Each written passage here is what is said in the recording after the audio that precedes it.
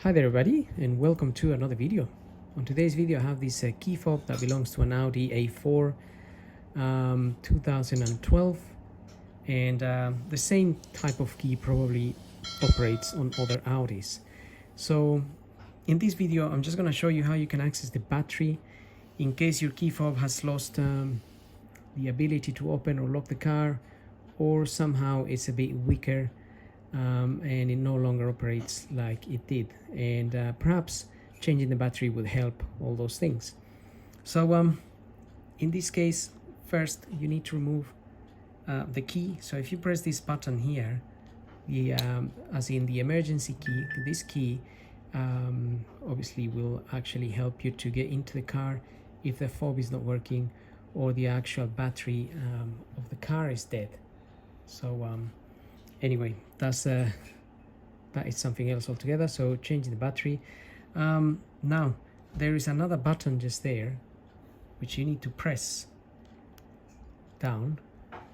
So when you press it down, you will feel there's like a spring loaded, and you'll be able to pull that bit out of there. Just have to press and pull a little bit hard, and that's where the battery is. So then just push the battery into there a little bit and get it out. Now this battery here is a CR2032, one of the most used batteries on these remotes. So you would get your new battery and then you go ahead and fit it back as it came out. So don't put it upside down, otherwise it's not going to work. And then go ahead and fit it back in here, lock it into place,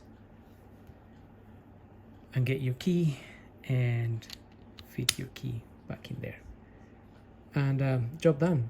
Usually this will work straight away. It does not need programming unless your key has originally lost its synchronization, and it might need to be programmed to your car again so you can open it and lock it.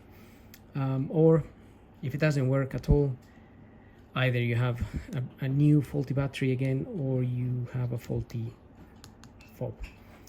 In any case, this video is just to do with changing the battery. So hope the video helps. Don't forget to subscribe, and we'll see you on the next video. So thank you for watching.